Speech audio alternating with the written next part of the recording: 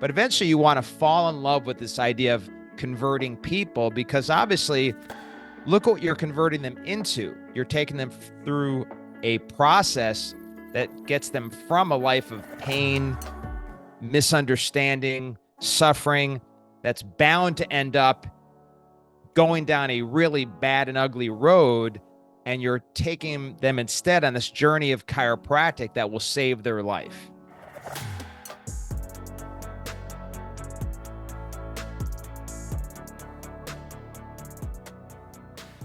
Hey, and welcome to yet another critical life essential C3 training series when we talk about conversion, what I would call the sweet science of conversion. You know, when you're wrestling, like I did for many years and did a lot of martial arts, you learn how to counter.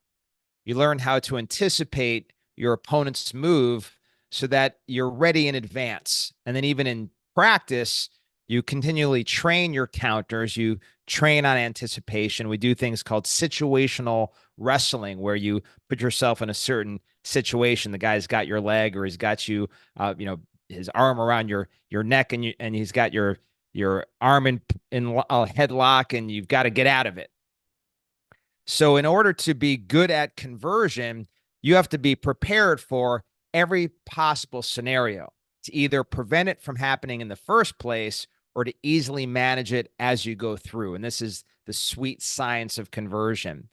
Now, some of you, when you think of this, it sounds, well, my gosh, Dr. Ben, you're even using warlike metaphors, wrestling, martial arts, fighting, getting in headlocks. It sounds very painful. And obviously, I must be a guy that enjoys pain to do those kinds of sports. But eventually you want to fall in love with this idea of converting people, because obviously, look what you're converting them into. You're taking them through a process that gets them from a life of pain, misunderstanding, suffering, that's bound to end up going down a really bad and ugly road. And you're taking them instead on this journey of chiropractic that will save their life.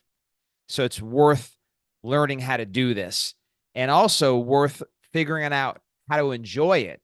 I like the challenge of converting tough people, and most people have gotten tough given the fact that insurance has become more and more vicarious. You've got people that are concerned about economic crisis. They don't have enough Bitcoin. Who's going to be the president? There are certainly many challenges to conversion these days, but it's something that if you can learn this sweet science, you can become good at it, even with the toughest of cases. And hopefully, again, you'll figure out how to enjoy it. So in this beautiful art of conversion, there's this process here that we're going to take people through, and we're going to anticipate the objections. So I always say that my entire conversion process is simply built on thousands of objections, in many cases where they objected and I failed, and eventually learned how to overcome that. So this term I use is for when I see them the next time. So if Bob comes in and he sat through my report and his arms are crossed and he was looking out the window and checking his phone, if all these things were happening and I failed with Bob, I may never see Bob again, but there's going to be somebody just like Bob. There's going to be John and Mary and Joseph, who they're going to come in with a similar approach to my conversion. They're going to, whether they're doing all of it, cell phones, crossed arms, looking out the window, whether they're doing all of that or some of that, I've got to learn how to overcome that particular move. I need my counters to that. So I want to make sure that I've actually put into my discussions content designed to overcome those objections in advance. In Central Florida, what people may not realize is just how bad our insurance situation has been for well over 20 years, where people come in and they've got insurance and it says a copayment on the card and they expect that's what they're going to pay there. But even if you're on the insurance, even if you are somebody who has been on that list, there's a lot of misinformation. The verification is misinformation. They'll say like, oh, we cover 60 visits, but there's some independent administrator that's cutting you off at 5. It might say the copayment, but that may be either a fraction of what they actually owe, or in some cases, it's actually more than they owe. and that's what their insurance company tells them. And so, it just gets very challenging here because every insurance is awful, and none of the insurances really pay nearly enough to where you can make a living just using insurance. But what does a patient want? To just use their insurance. So there's kind of a fight, to again keep using our warlike terms. There's kind of this fight that occurs every time, but it doesn't bother me and many well-trained doctors and staff, because we know what's coming and we know the objections, we know the challenges, and we've trained in advance. We've pre-prepared so that we know what's coming. So I have a saying where I say we have to crush the insurance objection before it shows up. So the process has to address that as we go through it.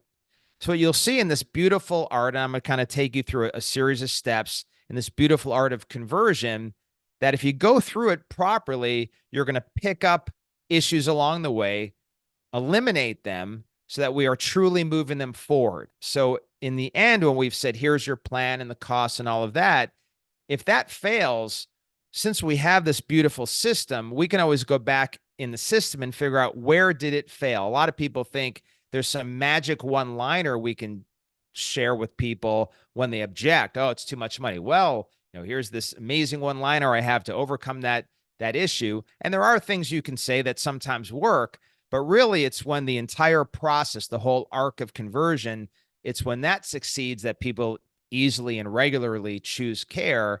And it's where some part of that broke down and you end up at the end with an issue. So whenever I have a failure, I do what I call rolling the tape. When I was in high school, we played football. I was on the football team, and on Mondays we would watch the tape. And so whatever went wrong, any particular play, if we lost the game, whatever happened, we went and reviewed tape, and you watched what broke down. What did we fail to execute that led to a poor outcome? Well, it's the same thing running a business. If something didn't work out, if we didn't get the outcome we desired, we should be able to go roll the tape and look at the process all the way through, as long as we have a process to figure out where did this break down. Once again, we may not get that person this time, but if you don't figure it out, the next time a very similar person comes through, you're going to fail again. So there's nothing wrong with failing once, but failing twice or 100 times, that's not okay. Last thing I'll say before moving into it, I once had one of the clinics I owned. I had an associate there. It's going pretty well. And all of a sudden she goes 0 for 9, has 3 different reports with multiple people in each report, and it goes 0 for 9. I said to her, so are you just doing the same exact report each time that you did all through each of these 9 people? And she said, yeah, that's the thing. I'm doing the same report each time. And I go, well, don't you think you should change something? And thankfully she had this major revelation, like, wow, what am I doing? Why do I keep repeating failure? Definition of insanity. So, we've got to roll the tape, but we can only do that if we know how we were supposed to be executing. In football, you have a specific play and everybody has their assignment, and we'd see whose assignment didn't work out or who blew their assignment that led to failure. We need to be able to do that in our conversions also. What was the play? What were the assignments? What was I supposed to say, and how was I supposed to say it? Who was supposed to do what on my team, to where we came out with a negative outcome, go back, repair it, change it, upgrade it, and we try again. So let's walk through this. So first of all, there's something that needs to occur on day one, where there's a very important outcome of the first part of that process. And some people have just a 2-day system. Some people have a 3-day system. But in the initial part 1 of day 1, that exam has to take somebody from this point of, I'm minimizing. Everybody minimizes. You could have terminal cancer and people start to minimize what it really is. So everybody minimizes. Everybody's in denial. So we've got to take them from minimizing this problem and maximizing it, thinking that it's fully covered by insurance and something where I just have to come in here a little bit to get it fixed. And I got to upgrade that to somebody who's actually done with part 1, done with this initial exam and consultation. And there's anxiety, there's urgency, there's concern, and they recognize this could be a much bigger problem, or likely is, or recognize it is a much bigger problem than I had originally thought. So we need a massive upgrade in where they are, body, mind, and spirit from when they walked in. So I need a process that's very specific and reproducible to make that happen. When I first started and didn't have scripts and processes, the only way I could have success is by seeing hundreds of new patients a month, because some people got it and some people didn't. And I remember thinking, boy, what did I say right when they're getting it versus what am I saying wrong or doing wrong when they don't? Because some people became instant, awesome family patients who stayed forever. And some people ran out of there and threatened to, call the cops. They hated me so much. Like, what was the difference? So I finally figured out, I wrote down what was working and started doing that reproducibly. And suddenly I had results I could actually predict, that of every 10 people, I knew how many would come out positively through this process because there was a very specific process. So let's talk about day one. So for the purpose of this training, I want you to put in checkpoints, that as we take them through the day one process, there are points where we check to see, are we progressing like we need to? So the first checkpoint is that the front went well. So they go back, they filled out all their paperwork. They came back with the right attitude. They gave the insurance card. They gave the copy of their license, because sometimes they're coming back and they've already given the staff a really hard time. They don't want to give up any of their information. They don't fill everything out. And that already lets me know that I'm walking into a combative situation. So as simple as that part seems, make sure that's occurred. What I've seen happen a lot, whether it's been my office or the thousands of offices I've worked with, they just let those people back. So they just end up back in a consult room. Doctor just goes through their process. This person was never on board in the first place. The idea is that you've got to connect, and then they've got to stay with you. If we've never connected, or we started connecting and then we lost them, then I'm here done with day one and I left them behind. And we don't want to leave a man or a woman behind in this process. So that's checkpoint number one. Then in the consult, there's two more checkpoints. So they come back, and of course they're talking about their pain and their issue, as part of the consultation process. But at some point, I've got to bridge my way out of that. I was listening actually to a client's associate taking a patient through day one. And in this day one, part one, they're 20 minutes into this and they're still talking about this person's pain. They never bridged into anything else. So at that point, and by the end of this part one, day one, this person was still just like, yeah, I'm here for this pain that I'm having.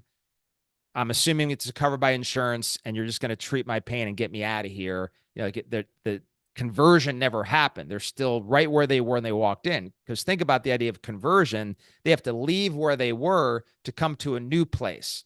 This word conversion actually in the Bible is metanoia, which literally means to have been walking one direction and turn 180 degrees around, and I'm now walking in a different direction. So in chiropractic setting, I thought one thing about my health. I'm walking in one particular direction as to what I believe the need is for chiropractic. But thanks to this part one, day one, I've now started walking in a different direction. So the first checkpoint to that, where we're really seeing if they're listening and paying attention and going to play with us here, is where I say, okay, I recognize that you have this pain in your upper back, but let me ask you a question. Look up at this chart. Where else do those nerves go? And I need them to say, well, it looks like it goes to my heart. Well, let me ask you this question. By the time something hurts, obviously there's damage. And as we've discussed, you've been through a number of different things throughout your life that could have damaged this area. How long would you say this problem's been going along for? And so they'd say, hopefully, if again, they're playing with me at this checkpoint, they'd say, well, it sounds like I've probably had this going on for 20 years. Yet I would say the same thing, because by the time something hurts like that, it's generally 15, 20 years or more. And so where are these nerves going? That's right, to your heart. So then how has your heart been functioning the last 20 years? Not well. How has your heart been functioning today? 20 years later? Probably really bad. Well, if you leave this here and it keeps deteriorating like it's been over 20 years, where are you going to be in, 3 months? Really bad. How about a year? Well, I'll be dead. So that's a checkpoint. When they say I'll be dead or have a heart attack or, something significant, okay, check at the checkpoint is good. I can move on. If they're not going there with me, I can't just simply move on. I've got to make sure they're there. I asked the same thing about just the spine itself. 20 years of this problem, where do you think your discs are, the nerves, the spinal cord? How damaged would you say those are by now, 20 years later, where you've said you've never really been through any sort of corrective care process or rehab or done anything to look at an x-ray and relook at an x-ray to make sure that it's well? Where do you think it is right now? And of course, they're going to, hopefully, if they're on point and they're good with this checkpoint, they're going to say really bad, decayed, damaged, really far along, irreversible. And they're going to say something profound that's not minimizing, it's maximizing. And again, checkpoint cleared, move on. And you'll notice too, just as an aside, how I'm saying things. Where's it going to be in 3 months? If you're just like running through a script, okay, how will that be in 3 months? How will that be in 1 year? And you're smiling and asking that way, then it's ill-effective, and we're not moving this person forward. We're not in the bone moving business. We're in the people moving business. This whole process is designed to move them forward. Now, the next checkpoint that we have, and if you're doing a 2-day conversion, we do this, after we've gotten them, they've said, okay, I'm going to die. And I say, well, listen, I'm not going to let that happen to you. We're going to do your exam. And throughout the process of the exam, I keep reinforcing there is subluxation. You can see it's been there a long time. This looks like there's damage. Look what's happening to the posture and through these processes and bilateral weight scales and all the things I'm checking, range of motion shot. Now I'm working through that and getting that point where it's critical right now. We see the x-ray and I need to let you know right away what's going on. And so, hopefully, again, they're playing with you or going along with you. They're very concerned about this. There's no objection to getting the x-ray done. If you're doing a 2-day process, then we actually on day 1 do part 2. So day 1, part 2 is that they would go out in the waiting room and I'll tell them, listen, normally this is a 3-day process because that's how I did it for 25 years. But from what I'm seeing here, there's an urgency. We need to address this right away. So I'm going to have you go out into the waiting room and wait a few minutes while I take a look at these x-rays, do an assessment, then want to bring you back, let you know what I found, and do your first adjustment.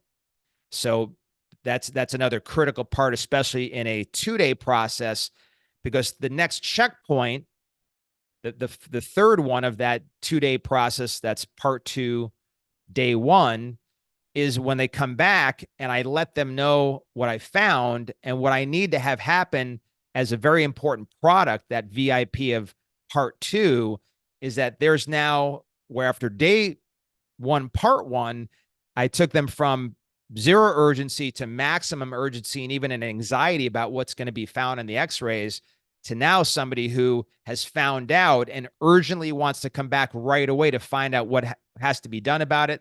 And they badly want to see it. And they recognize that this is severe enough to where when I say you and your spouse, they would not even question it. Like, of course, my spouse is going to come. He or she's going to want to see this based on what you've told me is going on. And of course, if they're still resistant to that, I will say to them, your spouse is going to want to see this based on the level of damage that's here. They're going to want to see what's going on and know exactly what you need to do to correct it. So I need to get them there as part of that checkpoint. I need that feedback in part 2, day 1. So when they come back, to have done this properly, once again, there's an emotional or physiological component to my performance, so to speak, to how I project this information. I can't just go through another rote script. So I walk in and the physiology of it is that I'm carrying this burden. So I've got a 500-pound barbell on my back and I walk in and I dump this on their lap and say, I've got bad news. it was what we thought. It wasn't like a simple musculoskeletal thing where there's maybe some muscles or ligaments that were sore, or, I think you said you felt the need to be popped or something. That's not what this was. There is many years of damage. There's this going on with the spinal cord, this deterioration of the bone, the discs are gone in certain areas, are badly damaged. And as you said, these nerves are going where? That's right. And what did you say was going on with your heart for the last 20 years? That's what's been happening. Where did you say it was now? Yep. And what happened? What happens if we leave it here a year? Yeah, like you said, yeah, you could die or something bad can happen.